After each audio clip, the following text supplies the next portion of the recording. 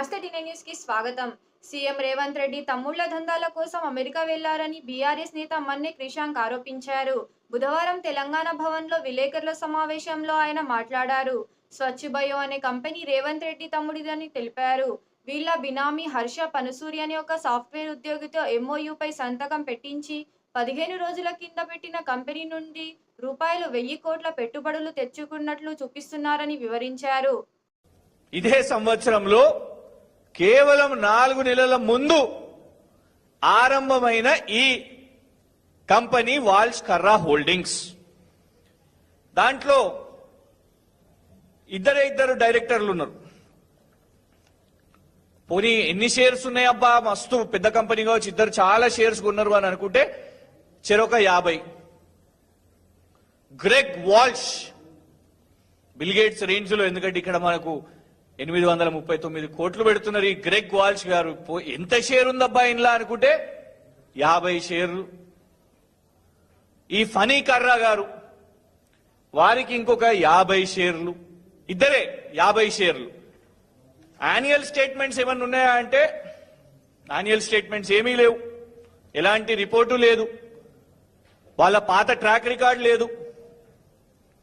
అందులో ఇంకొక director Ismail bin జైనల్, వారికి కూడా ఏమీ డీటెయిల్స్ లేవు.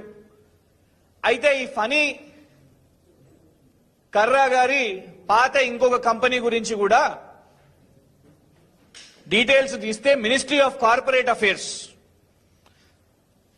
ఏదో మేము సృష్టించింది కూడా కాదు, మినిస్ట్రీ ఆఫ్ కార్పొరేట్ అఫేర్స్ కేంద్రంలో రిజిస్ట్రేషన్ చేసుకున్న విట్స్లీ ఐటీ సొల్యూషన్స్ ప్రైవేట్ లిమిటెడ్ కి డైరెక్టర్ గా పనిచేసారు ఈ ఫనీ కర్రా గారు. ఒక్క యాన్యువల్ స్టేట్మెంట్ కూడా పెట్టకుండా స్ట్రైక్ ఆఫ్ చేసిన కంపెనీ ఇది. స్ట్రైక్ ఆఫ్ అయిన కంపెనీ, ఇందులో చాలా స్పష్టంగా ఉన్నది, కంపెనీ స్టేటస్ స్ట్రైక్ ఆఫ్. అందంగా వెబ్సైట్లు చేసేసి ముఖ్యమంత్రి గారిని కలిసి, ముఖ్యమంత్రి గారు ప్రచారం చేసుకుంటున్నారా, ఈ ఫనీ కర్రా అనే వ్యక్తి ప్రచారం చేస్తున్నారా, ఎవరు మీరంతా అని అడుగుతున్నారు అందరూ. ఆల్రెడీ చర్చ సోషల్ మీడియాలో జరుగుతున్నది. ఎవరు ఈ గ్రెగ్ రాబర్ట్ వాల్ష్, ఎవరు ఈ ఫనీ కర్రా?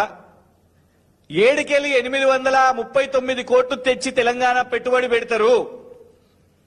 ఒకటేమో స్ట్రైక్ ఆఫ్ అయిపోయిన సంస్థ ఇది, దాదాపు 14 సంవత్సరాల కంపెనీ స్టేటస్ ఉండేది. ఒక్కటంటే ఒక యాన్యువల్ స్టేట్మెంట్, ₹1 యాన్యువల్ స్టేట్మెంట్ కూడా పెట్టలేదు.